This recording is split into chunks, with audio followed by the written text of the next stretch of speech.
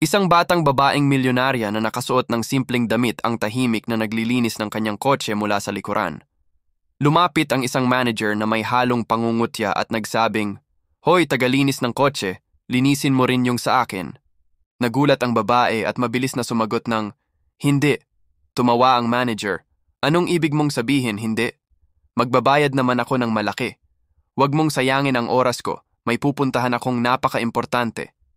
Dahil doon, nagsimula siyang linisin ang kotse ng manager. Habang abala siya, tumawag ang manager. "Oh, papunta na ako. Nagpapa-car wash lang ako sa isang walang kwentang tao." Pagkababa ng tawag, nakita niyang kumikintab ang kanyang kotse. "Wow! Ang galing mo!" sabi niya. Ngumiti ang babae. "Ano mang gawin ko, ginagawa ko ito ng buong puso." Inilahad niya ang kamay para makipagkamay ngunit umatras ang manager. "Paano mo naisip na makipagkamay ako sa isang pulubi? Alamin mo ang lugar mo. Isa akong manager sa Red Group at ikaw, isa ka lang tagalinis ng kotse sa kalye. Kayo mga tulad mo, kapag nakakita ng mayaman, biglang nanliligaw. Tignan mo nga ang suot mo, mas maganda pa ang suot ng mga pulubi sa'yo." Huminga ng malalim ang babae. "Isang manager na humuhusga ng tao base sa suot?" Tumawa ng malakas ang lalaki. "Ngayon ang mga taong kalye na ang nagtuturo sa akin ng tama at mali."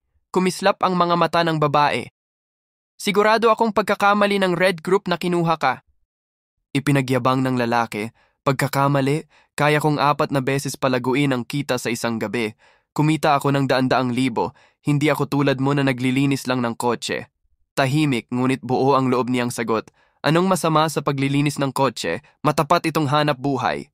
May ngisi ang manager. "Oo nga, iyan lang talaga ang bagay sa mga tulad mo." Biglang tumigas ang boses ng babae. "Tama na. Marahil hindi mo alam kung sino ang kausap mo. Ako ang may-ari ng Red Group." Napatigil ang manager. Nanigas ang katawan at natigilan ang paghinga. "Oh, totoo na wala akong buwanang sweldo," dagdag ng babae. "Pero ang taunang kita ko ay umaabot sa milyon." Nanginginig ang lalaki. "Siguro, pwede tayong umupo at mag-usap." Tinitigan siya ng babae ng matalim. "Gusto ko ang malinis na paligid at ang maruruming tao. Hindi ko sila pinapatulan. Pinabati kita, tanggal ka na sa trabaho bago ka pa man makapagsimula." Kung naniniwala kang tama ang ginawa ng babaeng milyonarya, mag-iwan ng komento sa ibaba at huwag kalimutang mag-like, share, and salamat sa panonood.